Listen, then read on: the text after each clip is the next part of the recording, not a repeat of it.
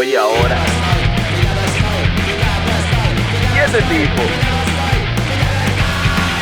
Esto es Desafinando con Iván Rodríguez y Jorge Berigüete.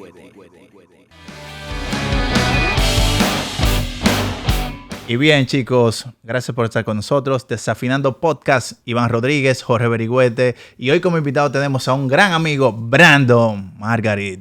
¿Qué es lo que pasa? ¿Qué es lo que, mi bro? ¿Cómo estás? Loco, todo en Gracias, orden Brandon, aquí. por venir para acá, ¿verdad? Gracias a ustedes por invitarme. De hace rato venía hablando con Berigüete de este momento.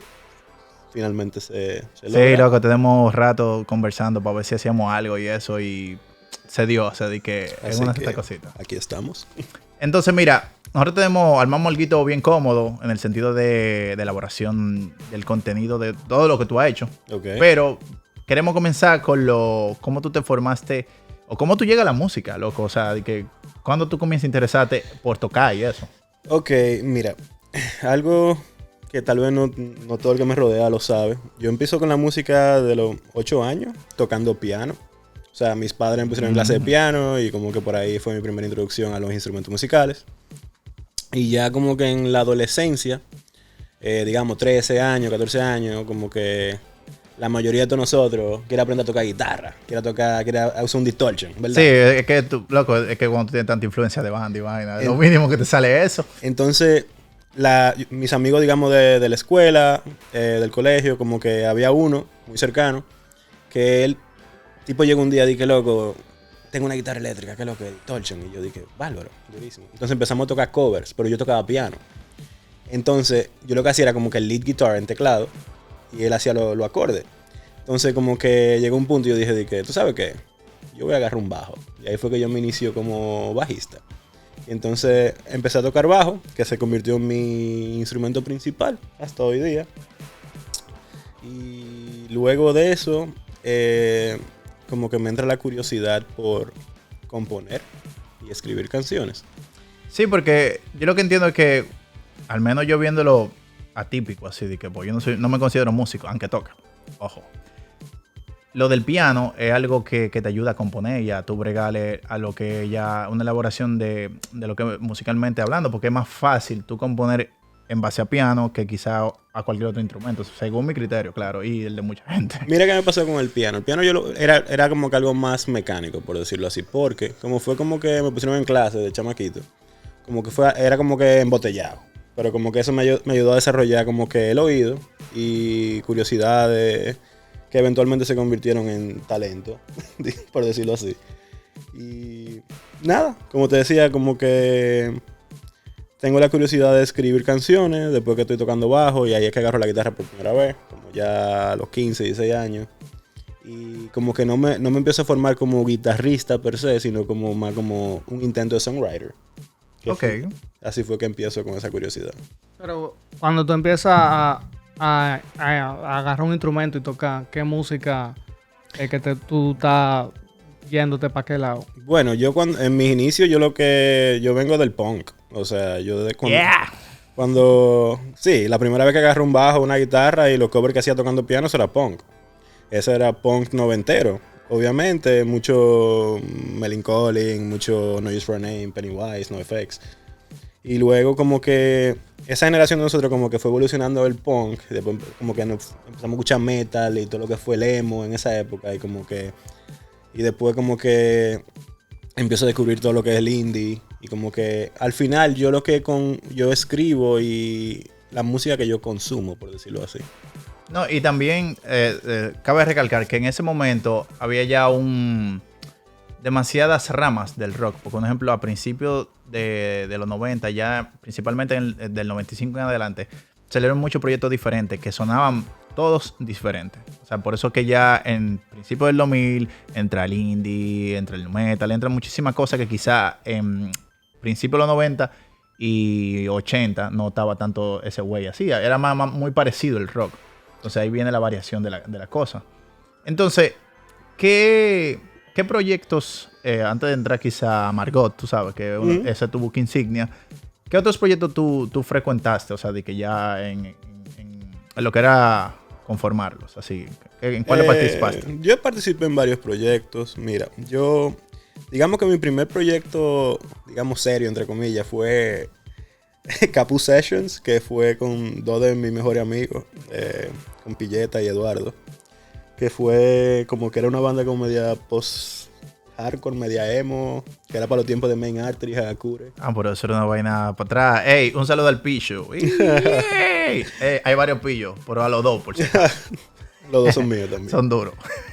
No, mira, ese fue como... Yo pasé por ese proyecto, Capu Sessions, pasé por otros proyectos como medio Power Pop y de Power Trio, que eran... toqué con Pillo, por cierto, que se llamaba Pillo también ese proyecto. Pasé por como músico de solistas, como Diego Mena. Sí, loco, tú tuviste en el pit, así digo, cuando la vaina estaba bacana. Yo toqué muchos años con Diego Mena, del cual aprendí muchas cosas también. Fue muy divertido esa época. Contaba con bandmates que eran de mis amigos más cercanos. También pasé por Ryu, que era metal. Tuve el placer. ¿Tú estabas en Ryu? Tuve el placer de reemplazar a un querido amigo. O sea que mi querido Fernán. No, quedé en buenas manos. Eso, o sea, él no podía, yo le daba, tranquilo. Sí, pero que también, quizá el que no vive en la escena siempre pasa como un loco en toda la vaina de la vida. O sea, siempre hay conflicto, siempre hay vaina. Y hay muchas historias que realmente sería duras un podcast de eso, de hacer historias de curando con ese tipo de vainas que ya pasan y vaina, pero sería duro. No, sí, Fernan me dio la bendición ahí cuando me dijo de que no, pues dale, está cool. Pasé por ahí, tuve, digamos, el honor de tocar con Auriclem por un tiempo también, reemplazando al bajista original. Loco. Que después el otro Pillo terminó tocando bajo ahí. Mierda, loco, estás sádico. Pero Auriclem en verdad es una muy buena banda. A mí siempre me tripió esa banda. He pasado por varios proyectos musicales, entre otros. Que tú siempre te enfocabas en el área del bajo. Sí, usualmente era como bajista, que tocaba en todos esos proyectos. Y incluso en Margot, yo lo que tocaba era bajo. O sea, era un frontman bajista y medio Sting. Ya, ese es como el instrumento que tú te identificas siempre. Sí, ese es mi instrumento de guerra. O sea, yo toco guitarra, toco teclado, bla, bla, pero mi instrumento de guerra es el bajo. No, tú eres bajito también. No, pero si tú no sabes, loco, un dato, este tigre fue que o sea, yo tocaba ya, pero como tú tocas, así de que por darle y vaina, y te aprendes canciones y vaina. Pero yo siempre me quilló como eso aprenderme canciones. Y casualmente, esperando un momento X de la vida, frecuentaba, o sea, por donde yo vivo y eso. Y él me terminó enseñando muchas vainas de bajo y cómo era la mecánica, loco. Y eso me ayudó mucho en ese sentido. O sea, de que el tigre la tiene en esa vaina. Y de que o sea, de que muchas de las cosas que ustedes ven que yo hago es porque este tigre me lo enseñó. Porque antes de eso, nada que ver con nada. Porque sí. Loco, súper cool. Entonces, mira, para no alargar la vaina, o sea, vamos a introducirnos Margot, loco. O sea... Margot. ¿Qué es lo que? O sea, porque hay dos puntos en Margot para mí. Está el inicio, que es lo que todo el mundo está viendo, que sí o qué. Pero también está el final, que para mí fue como rápido, porque en ese momento habían como terminado de armar lo que era el álbum. Sí, correcto. Pero antes de eso, ¿cómo tú defines esa banda a nivel del estilo de música que ustedes tocaban? Margot, mira, para mí eso era indie pop, medio storyteller, medio songwriter. Yo me atrevo a decir que en ese tiempo éramos de la primera banda de indie pop. O sea, estaba Calendar, pero que eran más rockeros, que eran indie también. No, Calendar era un poquito más pesado. Eran más rockeros, pero mira, que por cierto, compartimos el mismo baterista. O sea, Margot es una de las primeras bandas indie rock, entonces. No, pop. Yo diría como más indie pop. Me atrevo a decirlo. O sea, 2011. No, lo que pasa es que también... Yo lo definiría en diferentes etapas, porque al principio para mí era muy, muy experimental. Quizá teníamos momentos, sí. Porque no tenían quizá el norte, que al final coge una línea que coge la banda. Ya después que sí, como que encajaron toda la vaina, sí. Sí, nos fuimos encontrando. Mira, Margot empezó con la curiosidad mía de plasmar mis canciones, mis composiciones, ¿verdad? Entonces, yo me la acerco a Rubén, me la acerco a Felipe y hacemos un power trio. Y sí, tuvimos esa etapa media experimental donde teníamos muchos momentos donde creábamos un espacio sonoro, como más para tripear, para bailar, como creando un ambiente. Entonces cuando le fuimos agregando las melodías, vocales, las letras, ahí fue como que ya se concretizó más como que el género y éramos más indie pop. Y tuvimos el chance de hacer un EP que fue justo antes de yo irme del país. Y bueno, es una historia larga. No, o sea, pero yo lo que te digo es que en el momento que yo entiendo que la banda tenía como más repunte ya con contenido, o sea, que tenía peso, porque ya uno tiene un álbum con éxitos, porque ya lo tenía, es algo que te consolida como Mira, proyecto. Con Margot me pasó algo muy, muy interesante y muy raro, que hoy en día incluso es difícil encontrar esa información y yo ni me lo creí. Mira, obviamente en ese tiempo no había tanto Instagram, no había Spotify. Estamos hablando de que 2011, 2012. O sea, sí, habían redes, pero estaban comenzando. Exacto, o sea, no había tanto era exposure. como ahora. Entonces, lo que había era Facebook. Entonces, el Facebook page de Margot, randomly, tenía una cantidad absurda de seguidores que yo no entendía de dónde venían. Y entonces a mí me pasó, yo tiré 3 canciones, como que eran indescifrables, yo estoy a tu lado y ya no sé quién soy. Y a mí me llegaban el montón de propuestas para tocar festivales en México, en el 2011, 2012, a Margot, porque creían que éramos de México. Creían que éramos de Monterrey. Y yo como que no somos de Santo Domingo, República Dominicana. Pero estamos dispuestos a ir. Solamente hay que concretizar las cosas. Pero como que para mí eso fue muy raro y como que a veces yo ni me lo creía. O sea, como que aquí mi canción sonaba en varias emisoras que apoyaban, como la X, etcétera. Pero, o sea, la música de Margot estaba sonando en México por alguna razón. Loco, sonaba en Chile y sonaba en México por alguna razón y sonaba en Formosa, Argentina. Loco, la piratería, tienes que agradecerle. Alguien Gracias a la pirateó. piratería. Loco, Sí, alguien... pero no cualquier banda suena de que en México o Y nos dominicana, estaban invitando a conciertos, festivales pequeños, yo como que wow. Bueno, tú sabes que también en ese punto era no el declive, pero sí estaba en su última etapa, era lo de MySpace. O sea, quizá usted también subían canciones en MySpace y eso sí tenía repunte. Porque la gente, yo mismo entraba y siendo música que veía ahí de banda de Quito, y me la robaba. O sea que... Sí, no teníamos MySpace y SoundCloud en ese tiempo. Eso era como que... Entiendo que eso quizá le dio repunte y quizás si uno ponía de que el link de Facebook y esa vaina. Sí. Pero en ese tiempo estaba en pañales, lo que es ahora mismo lo digital, tú sabes. Correcto. Pero con MySpace tú sabes que venía una rastra ya de exposición. Sí, fue como que... Yo me recuerdo, fue como... Yo me levanto un día y de momento mi Facebook page tiene una cantidad de seguidores y yo como que, ¿what? Y gente comentando y yo como que, ok. ¿Y cómo pasó esto? Pero a ver. Entonces, mira, para no saliendo de Margot, o sea, ¿cómo era el approach de componer y de lidiar con eso de armar las cosas? O sea, porque por lo general en las bandas o es complicado o como que las cosas se tornan de una forma muy, muy incómoda muchas veces. Mira, era muy fluido. Yo componía las canciones. Por lo menos la maqueta, la base. Lo que era songwriting. Yo la llevaba desnuda, en acústica, al ensayo con Rubén y con Felipe. Y entre los tres íbamos como haciéndole los momentos. Como que, digamos, este va a ser el coro, este va a ser el puente, este va a ser el momento para tripear, el momento dancey. Y así sucesivamente fuimos plasmando todas esas canciones. Y, ¿no? Y mira que yo no, o sea, no es que no me acuerde que Rubén estuviera, pero yo no sabía que él era como de lo que tuvieran al principio. Sí, Rubén es desde el principito. Y por cierto, en lo que es mi proyecto actual, él va a grabar baterías también. No, es que el Rubo es muy duro, señor. O sea, el que no sabe quién es Rubén Darío, lo que es una vaina, una película. O sea, se pana en lo que es el indie punk y como que es una casillita bacana, pero créame, el hombre la tiene. El hombre toca pilas. Rubén es de los mejores drummers.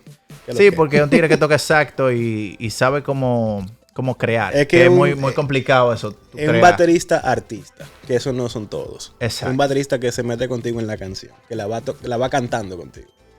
Sí, entonces es un flow. Entonces, mira, ¿por qué se frena el proyecto? O sea, yo sé que ya era por motivos de que tú tenías que estudiar y consolidar ciertas vainas, pero como que fue muy rápido también. O sea, yo creo que yo fui de los pocos que yo como que no... Aunque yo sabía como quizá un motivo, pero como que fue muy rápido. Entonces no lo digerí tan rápido. Sí, porque... O sea, tú estás diciendo de que la música tuya te estaban invitando a festivales internacionales. Y eso, no teníamos mal, no teníamos nada. Tenían una buena química a nivel de composición, entonces... ¿Qué pasó? Mira, digamos que dentro de lo que cabe, dentro de lo pequeño que fue también, en el peak, da la casualidad que llegó un momento donde tanto Felipe como yo nos estábamos graduando en la universidad y como que teníamos que dar ese paso, ya sea de integrarnos a una vida laboral o seguir nuestros estudios, etcétera. Y a mí se me presentó una oportunidad en New York de seguir mi carrera académica y tomé esa iniciativa y bueno, me fui. Y al poco tiempo Felipe se fue a España también, entonces ahí quedó Margot en nuestros corazones. Sí, loco, porque es un vaina. Entonces, yo creo que ahí podemos switchar esa parte ahí. Entonces, Okay. ahora viene lo interesante, que es ya cuando tú empiezas como solista. Yo entiendo que cuando una persona crea solo y hace cosas sola, es diferente porque tú tienes que aprender a hacer un método de trabajo totalmente diferente. O sea, hay retos, hay complicaciones, hay cosas que hay que aprender, porque, o sea, tú quizás podías hacer la maqueta y podías hacer cosas. Tú dedicate y grabar y que todos los instrumentos tú o qué sé yo, tú sabes. Tiene su ciencia, no es a lo loco, porque si no todo el mundo lo hiciera, obviamente. Sí. No, mira, yo, o sea, cuando tomé la pausa de Margot, obviamente yo me quedé escribiendo canciones, componiendo, pero no publicaba nada, porque estaba enfocado en mis estudios, cosas laborales.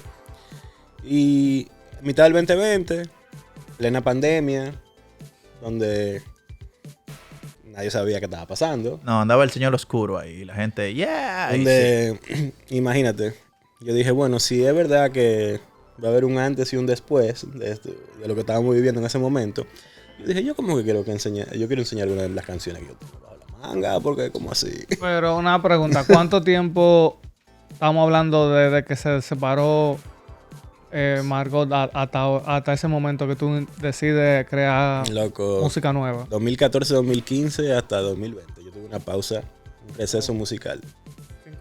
5 años.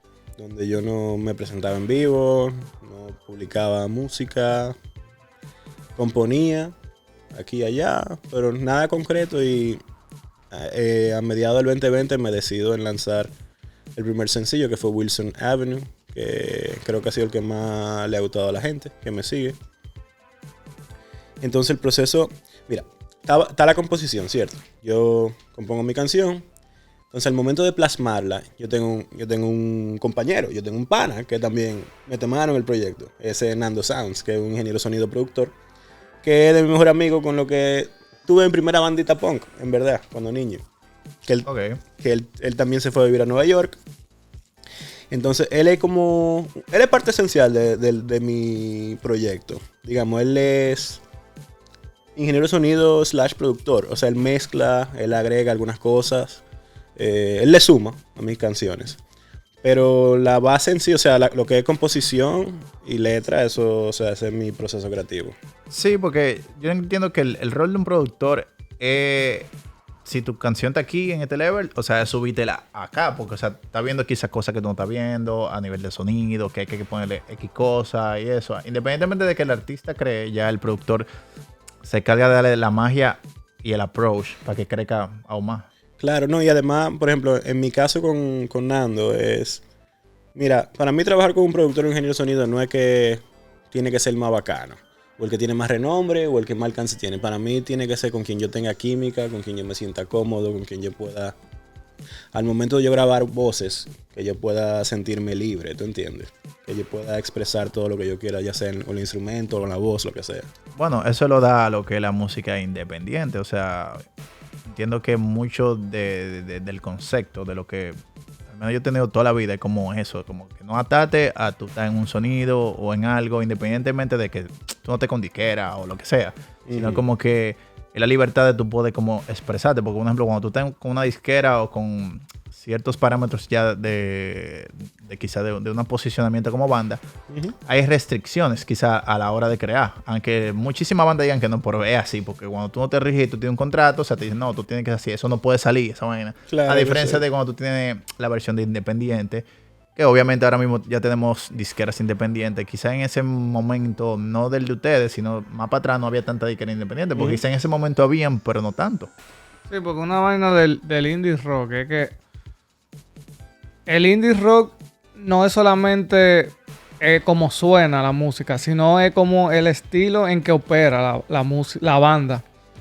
Que como tú dices, nosotros no estamos atados a una disquera, nosotros hacemos la cosa independiente, pero no necesariamente es que es un sonido. O sea, No, que exacto, es una vuelta. no Por es eso un digo género como el pop rock, que es de que, música comercial, pero es como que la forma en la que la banda crea la música.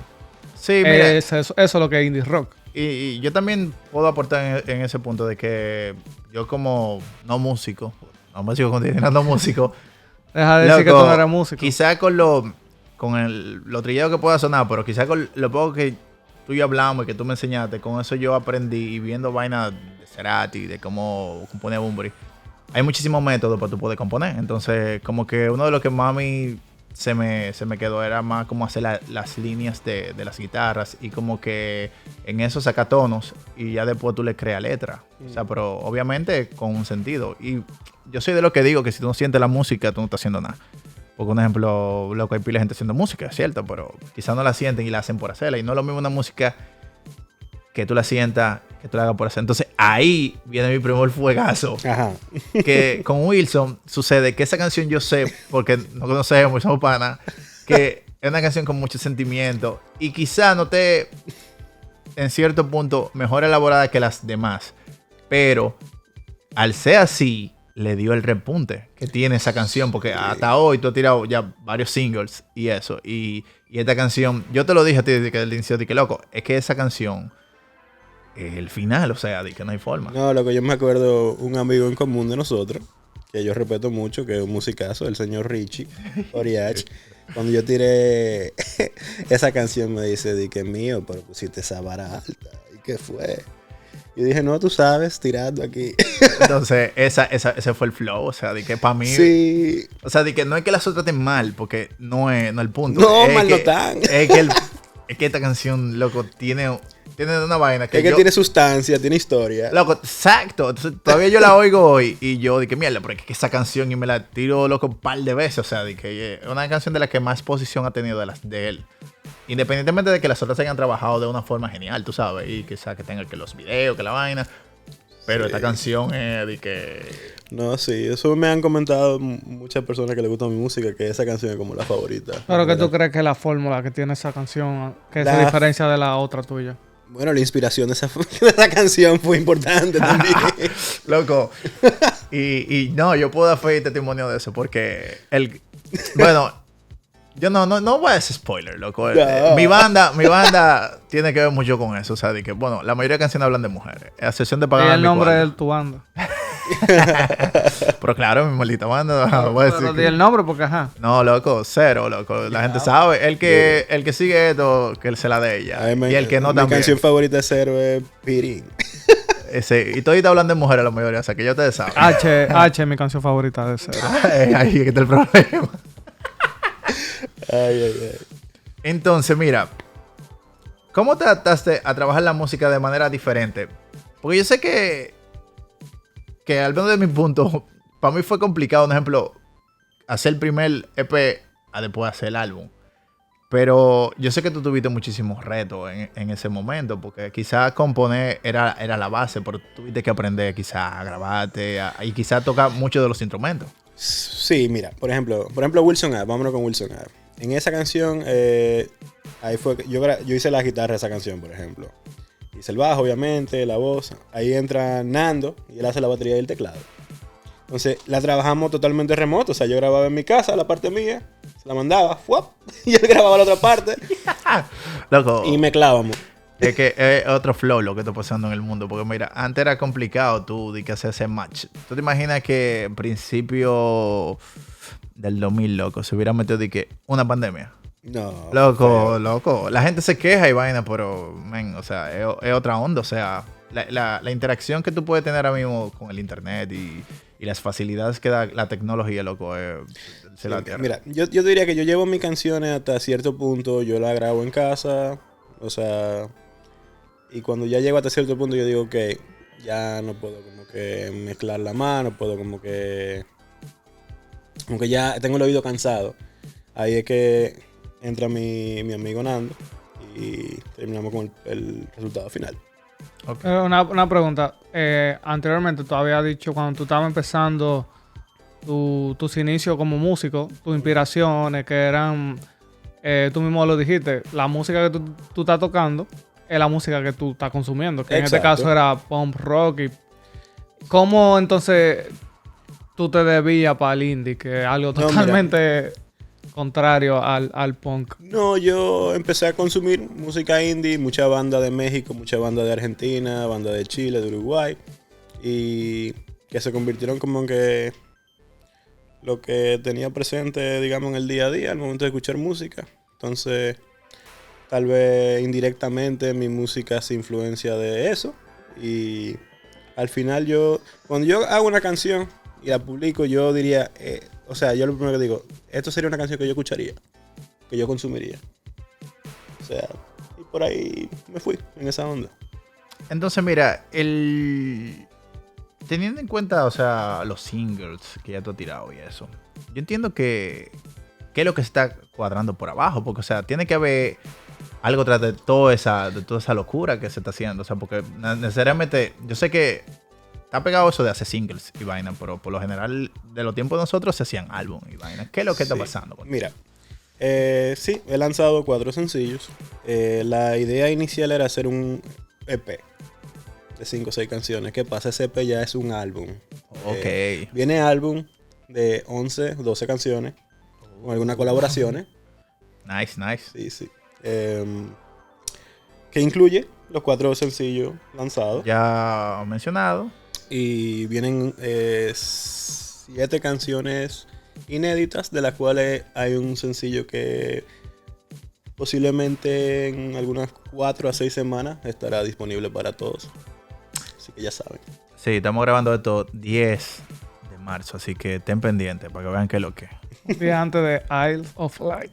Sí, eso es mañana, o sea, el que se pueda dar esa vaina que se lo dé. Creo que en el futuro ustedes van a estar viendo esto, porque quizás no salga de una vez, pero ya ustedes saben que... Fue el día antes de Isle of Light. Exacto, o sea, Ahora, estuvimos brand. una Por allá pregunta estaremos. que yo tengo. Cuéntame. Hoy en día en República Dominicana yo me atrevo a decir que el indie rock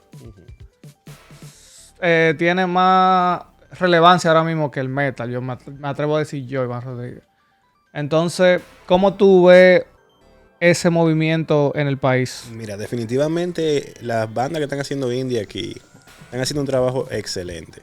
Están logrando algo que yo nunca había visto en la escena local. Están trabajando de una manera sumamente organizada, Sí, demasiado, ¿verdad? con un norte definido. Han hecho unos eventos geniales. Yo, por ejemplo, yo no vivo aquí y vine para el Solo Fest, que me pareció excelente. O sea, me gusta mucho lo que están haciendo esos chicos también. Sí, tienen un buen repunte ellos. Hay un movimiento definitivamente tanto en la capital como en Santiago de bandas indie, electrónica, indie pop, indie rock. Genial. Sí, está fuerte, loco. Incluso bueno. en Santiago siempre han sido precursores ya de un tiempo para acá con proyectos bien interesantes, tanto de metal como de indie. O sea que hay una buena movida por Y ahí. definitivamente están teniendo alcance con un público consumidor, porque esos eventos, o sea, están llenos. Sí, se revientan. O sea, todo lo contrario quizá un concierto rockero. Sí, ustedes saben que lo que es. O sea que ese álbum que tú estás preparando, esperemos entonces que salga este año para que se aproveche esa ola de... La idea es que salga este año. También la idea es venir a tocar aquí a mi isla, venir a tocar algunos shows. Es algo que tengo pendiente, que quiero organizar con algunos proyectos que me gustan también, para hacer algo chulo. Sí, bajaría, loco, en verdad. Y ya es como tiempo, porque tiene rato. Sí, yo cuando me he presentado en vivo en Nueva York ha sido formato acústico, usualmente. O sea, guitarra y voz. O sea, no lo he hecho a full band todavía. Pero esa es la idea de hacerlo acá con mi querido Rubén.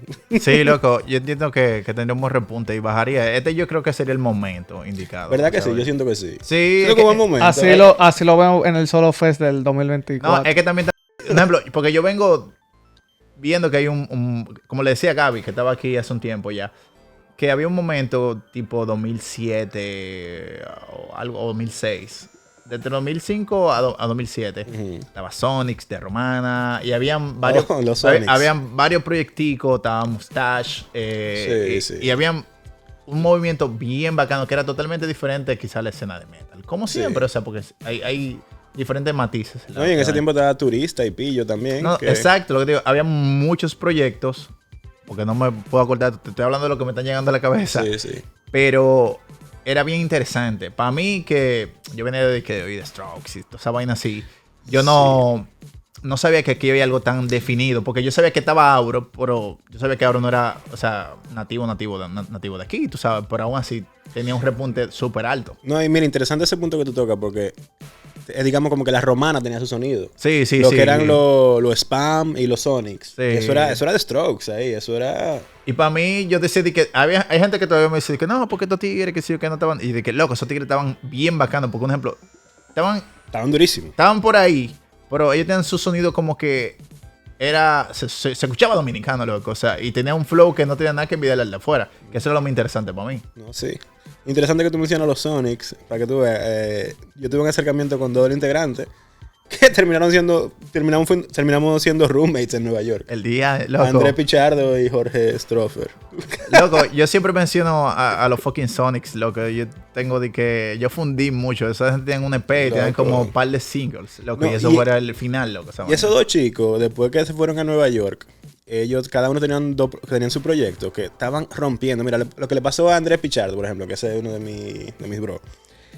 Loco, ese tipo era Gran Resort. Esa banda estaba sonando durísimo en Brooklyn.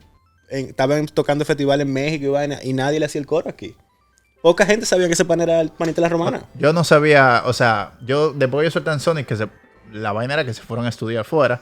Yo de ahí como que no supe más de ellos. Entonces con la persona que eran bien amigos de ellos y vaina, como que nunca... Ellos están ahí estudiando y vaina, como que nunca me dieron una información clara. O sea, yo no sabía que ellos tenían proyectos fuera. Esos panitos estaban rompiendo dentro de la escena, digamos, under de Brooklyn y eso en ese tiempo. Y como que aquí poca gente hacía eco de eso. Y yo me quedaba como que, wow. Como que la verdad que nadie profeta en su tierra. Como que...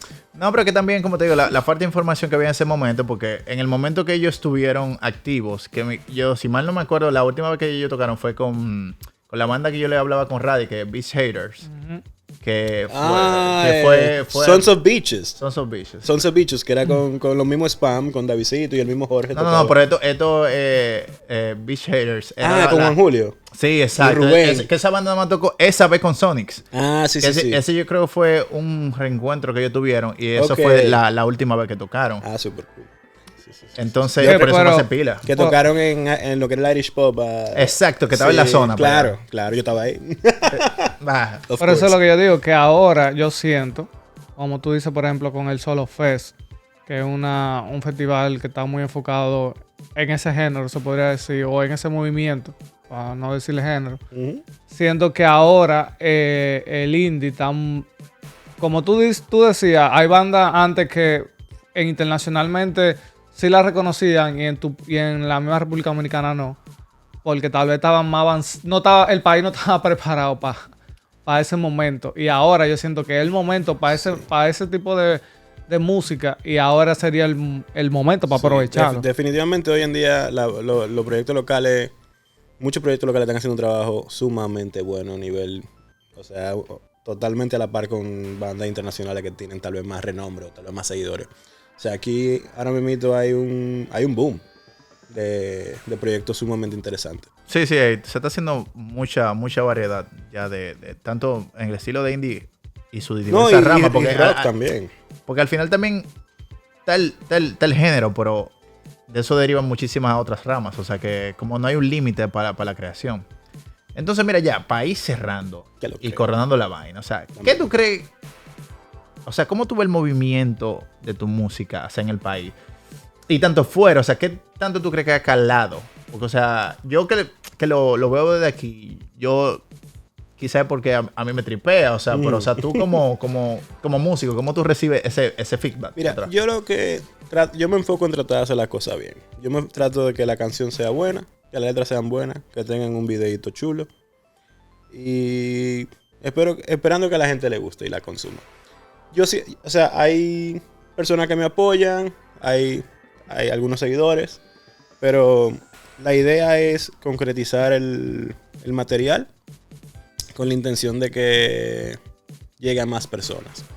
O sea, yo tengo como meta que mi proyecto se consolide, sea algo más sólido, tanto para presentaciones en vivo, sea en la ciudad de New York, sea en México, sea acá, donde sea.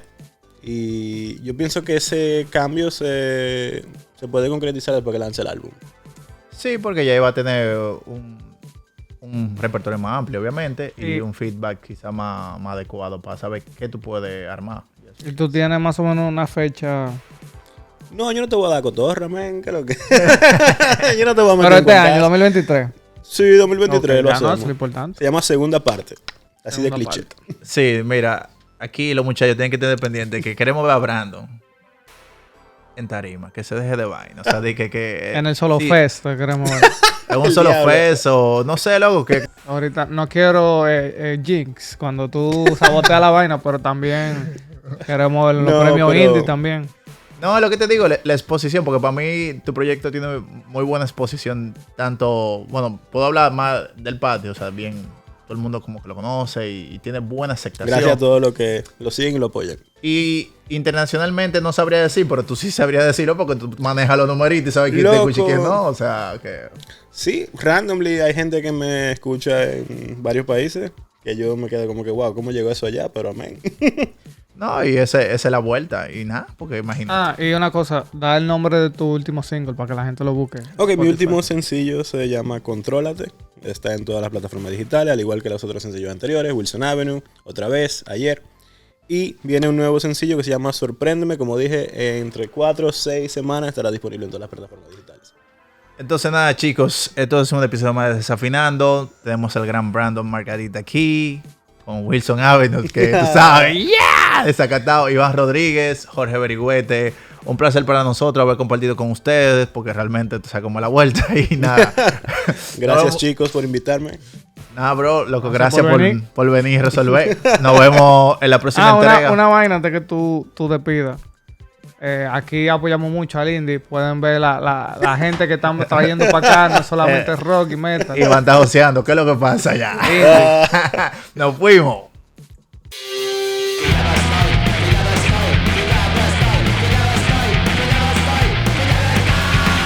Sigue en la onda, sigue desafinando.